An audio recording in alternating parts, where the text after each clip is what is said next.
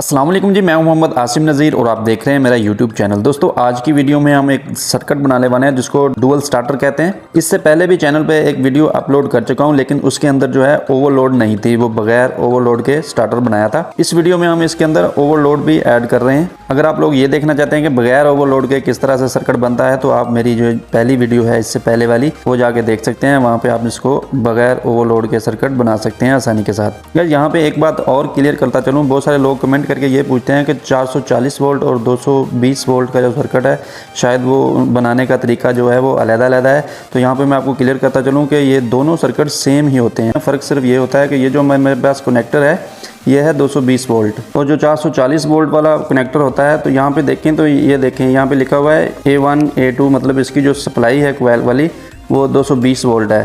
तो मेरे पास ये दोनों 220 वोल्ट के हैं।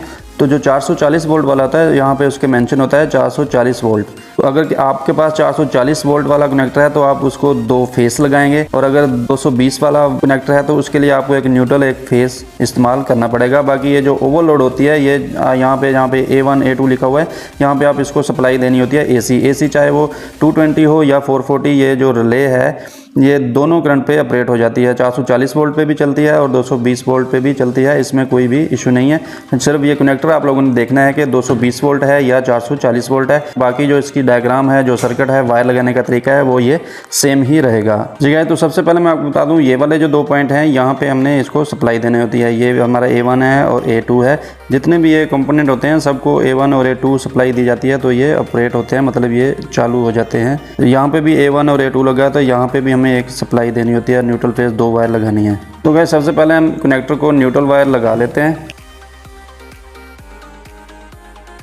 ये हमारी न्यूट्रल वायर लग चुकी है, इसको मैं बाद में बताता हूँ आपको कहाँ इसको लगाना है। इसके बाद इसकी बारी है फेस वायर की, जो हमें यहाँ पे लगानी होती है। तो ये वाली वायर जो है मैं यहाँ पे लगा देता हूँ। जगह तो कनेक्टर को पुश बटन से चलाया जाता है। ये वाला ग्रीन पुश बटन है, इसका हम जो नॉर्मली ओपन पॉइंट है ये वाला यूज़ करेंगे। ये जो वायर हमने लगाई है इसको यहाँ पे नॉर्मली ओपन पॉइंट के अंदर लगा देंगे। जगह तो यहाँ पे ये वायर लगाने के बाद उसके बाद नॉर्मल ओपन की दूसरी जो साइड है यहाँ पे भी एक वायर का पीस लगाएंगे। यहाँ पे लगाने के बाद ये जो रेड पुश बटन है इसका नॉर्मली क्लोज पॉइंट हमने इस्तेमाल करना है। तो इसको रेड पुश बटन के नॉर्मली क्लोज पॉइंट में हम लगा देंगे। जो NC पॉइंट है यहाँ पे इसको लगा देते हैं। और यहाँ पे दूसरी साइड पे हम जो मेन फेस वायर है वो यहाँ पे लगाएंगे, और यहाँ से होते हुए ये जो हमारी फेस वायर है कनेक्टर की कोयल के अंदर जाएगी और हमारा जो कनेक्टर है ये ऑपरेट होगा। ठीक है, तो उसके बाद बारी है ओवरलोड रिले की। तो इसको भी चलाने के लिए यहाँ पे A1 और A2 की ज़रूरत है। तो यहाँ पे 2 वायर हम लगा लेते हैं।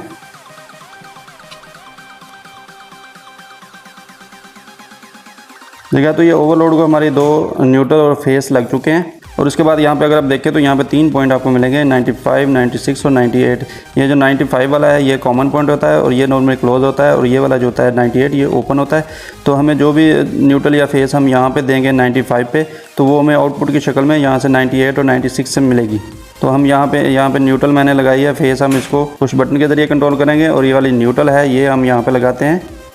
ये हमें आउटपुट की शक्ल में 98 पॉइंट से मिलेगी। ठीक है, तो यहाँ पे लगाने के बाद ये जब रिले हमारी जो है ये ऑन होगी तो हमें ये आउटपुट की शक्ल में यहाँ पे 98 वाला जो पॉइंट है यहाँ से मिलेगी। और यहाँ पे हम ये जो वायर है ये हमने जो कनेक्टर के अंदर लगाई थी न्यूट्रल वायर, जो हमने सबसे पहले ये यहाँ पे लगा देते हैं। ठीक है, तो यहाँ पे ये जो हमारी न्यूट्रल है ये ओवरलोड के ज़रिए कंट्रोल हो चुकी है। जब हमारी जो मोटर है ओवरलोड होगी तो ये न्यूट्रल को कट करवाएगी और हमारा जो कनेक्टर है वो बंद हो जाएगा। ये इसके ओवरलोड का न्यूट्रल फेस है, ये वाली न्यूट्रल है कनेक्टर की। यहाँ पे इसका कनेक्टर का फेस एक रह चुका है। तो यहाँ पे हम इसको जहाँ पे रिले को फेस दे रहे हैं यहाँ से भी ले सकते हैं। अगर आप कहीं पैनल में से कहीं से भी लेना चाहें तो वहाँ से फेस आप इसको लगा सकते हैं। तो मैं यहाँ पे रिले पे जहाँ मैंने इसको लगाया हुआ फेस यहाँ पे लगा लेता हूँ। तो यहाँ पे नॉर्मली क्लोज पॉइंट जो दूसरा है यहाँ पे मैं इसको एक वायर लगाता हूँ, और ये वायर मैं यहाँ से इसके साथ यहाँ पे जहाँ पे हमने फेस दिया है यहाँ पे इसको अटैच कर लेता हूँ। जी गाइस, तो यहाँ पे आप देखें तो यहाँ पे आप जब हम न्यूट्रल और फेस दो वायर को देंगे तो हमारी रिले भी ऑन हो जाएगी और हमारे फेस यहाँ पे पुश बटन के अंदर आएगा और यहाँ से न्यूट्रल जो है हमारे कनेक्टर के अंदर जाएगी। ये जो हमारे कनेक्शन है ये हमारा कनेक्टर जो है ये ऑन हो जाएगा। जी गाइस, तो यहाँ पे हमारा जो सर्किट है तकरीबन मुकम्मल हो चुका है। यहाँ पे मैं इसको चला के दिखाता हूँ, लेकिन अभी इसके अंदर एक वायर की कमी है, वो मैं आपको बताता हूँ कि कहाँ लगानी होती है और उसका जो लगाने का वजह है वो क्या है। ठीक है, तो यहाँ पे देखें जैसे ही हमने इसको सप्लाई दिया हमारी जो ओवरलोड है ये ऑन हो चुकी है मतलब।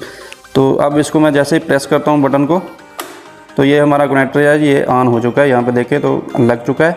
अब जैसे इसको मैं छोड़ूंगा तो ये बंद हो जाएगा, ये देखें। लेकिन ऐसा नहीं होता, यहाँ पे हम जब सर्किट बनाते हैं तो इस एक दफ़ा प्रेस करने पर हमारा जो कनेक्टर है ये लगा रहता है। उसके लिए हम एक होल्डिंग करंट इस्तेमाल करते हैं, वो हमेशा रेड पुश बटन की आउटपुट से हम लगाते हैं। ठीक है, तो ये वाली वायर मैं है जो यहाँ पे ले लेता हूँ रेड पुश बटन की आउटपुट में, या यहाँ पे इस वायर को आपने लगानी होती है। यहाँ कहीं भी लगा सकते हैं, यहाँ पे भी लगा सकते हैं और यहाँ पे भी लगा सकते हैं। तो मैं इसको यहाँ पे अटैच करता हूँ। जी गाइस, तो ये वाली जो वायर है ये हमने कनेक्टर के NO पॉइंट में लगानी होती है, नॉर्मली ओपन पॉइंट। यहाँ पे अगर आप देखें तो यहाँ पे लिखा होता है नॉर्मली क्लोज और नॉर्मली ओपन। यहाँ पे देखें ये नॉर्मली क्लोज और नॉर्मली ओपन दोनों साइड पे लिखा होता है। ये जो ऊपर वाला है ये नॉर्मली क्लोज होता है और जो नीचे वाला होता है ये नॉर्मली ओपन होता है। तो हमने यहाँ पे नीचे वाले पॉइंट के अंदर लगानी है। तो मैं यहाँ पे इस कनेक्टर के नीचे वाले पॉइंट के अंदर ये वाली वायर लगा देता हूँ। यहाँ पे देखें तो आपको दो पॉइंट नजर आएंगे, ये ऊपर है और ये है नीचे। तो मैं यहाँ पे नीचे वाले में कनेक्ट कर देता हूँ इसको।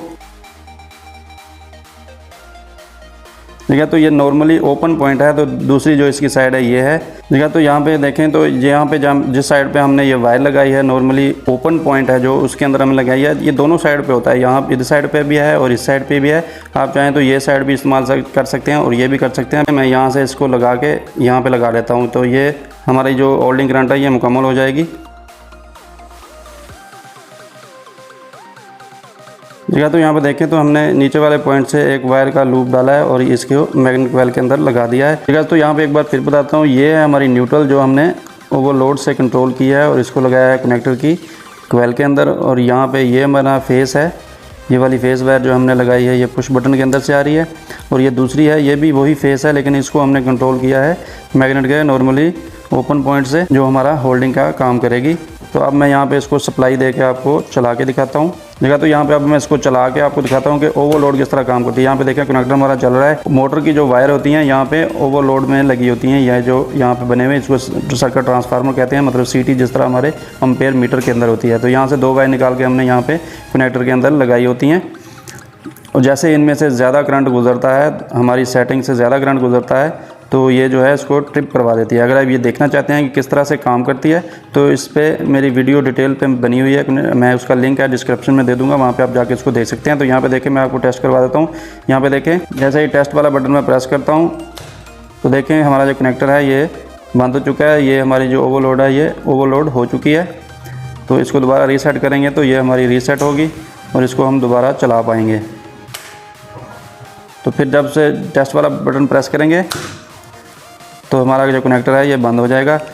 इसकी जो सेटिंग है ये इसके एम्पेयर के मुताबिक की जाती है कि आपकी मोटर जो है कितने एम्पेयर ले रही है। अगर आप ये मुकम्मल देखना चाहते हैं कि इसकी सेटिंग और किस तरह से की जाती है तो इसकी जो वीडियो है आपको डिस्क्रिप्शन में लिंक मिल जाएगा, वहाँ पे जाके आप इसको देख सकते हैं। आज की वीडियो में यही है, मिलते हैं नेक्स्ट वीडियो में, तब तक के लिए इजाज़त चाहता हूँ। अल्लाह हाफिज़।